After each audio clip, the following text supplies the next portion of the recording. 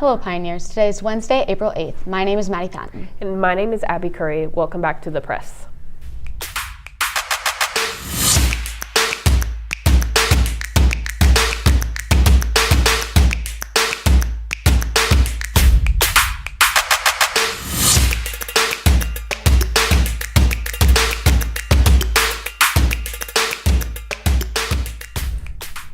Just over the past few weeks, the U.S. Senate confirmed former Oklahoma Senator Markwayne Mullin as the new Secretary of Homeland Security in a 54-45 vote.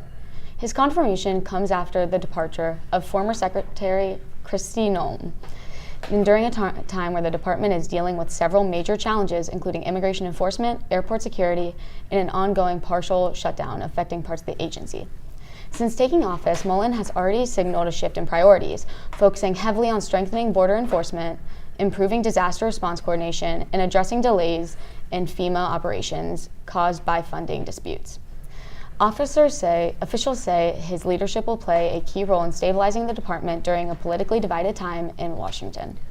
This week, the United States and Iran have agreed to a temporary 2-week ceasefire following rising tensions in the Middle East. The agreement comes after weeks of escalating conflict and was made to prevent further military action.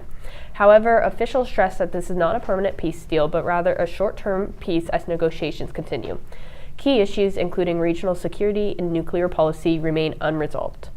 Both President Donald Trump and Iran have portrayed the last-minute ceasefire deal as a victory for each of their nations. Trump says many aspects of a 15-point plan have been agreed to, adding that the U.S. will work with Iran to dig up and remove buried uranium in the country. Trump also suggested the U.S. may be involved in securing the critical waterway in a, quote, joint venture with Iran. While Tehran says Iran's military will coordinate the passage of ships, shipping experts have cautioned not to expect an immediate return on normal vessel movements. The ceasefire has also sparked major political reaction in the United States, especially following a series of social media posts from President Donald Trump regarding Iran. In recent posts, President Trump described the ceasefire as a, quote, strategic victory, end quote, claiming that the U.S. military objectives have already been achieved.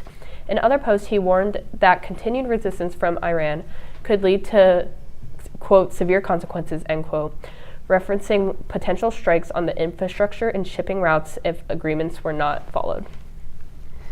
These statements quickly spread across social media platforms, drawing millions of views and sparking immediate controversy.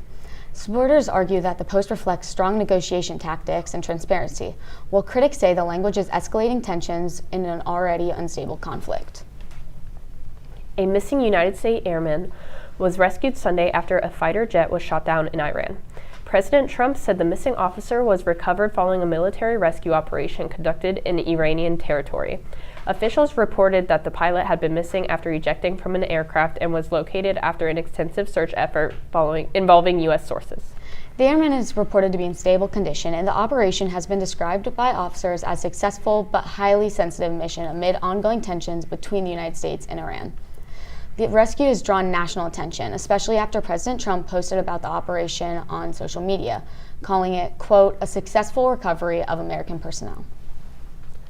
President Trump is making headlines following a Truth Social post made on Tuesday morning leading up to the decision deadline for a ceasefire. In the post, Trump expressed his frustrations with Iran by arguing if the regime refused to reopen the Strait of Hormuz, a, quote, whole civilization will die tonight and will never be brought back again, end quote.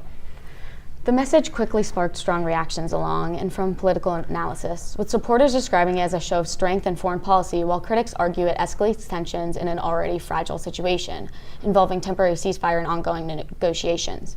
Foreign policy experts say the post highlights how social media statements from high-level political figures can quickly intensify global attention and add uncertainty to an already sensitive international relations.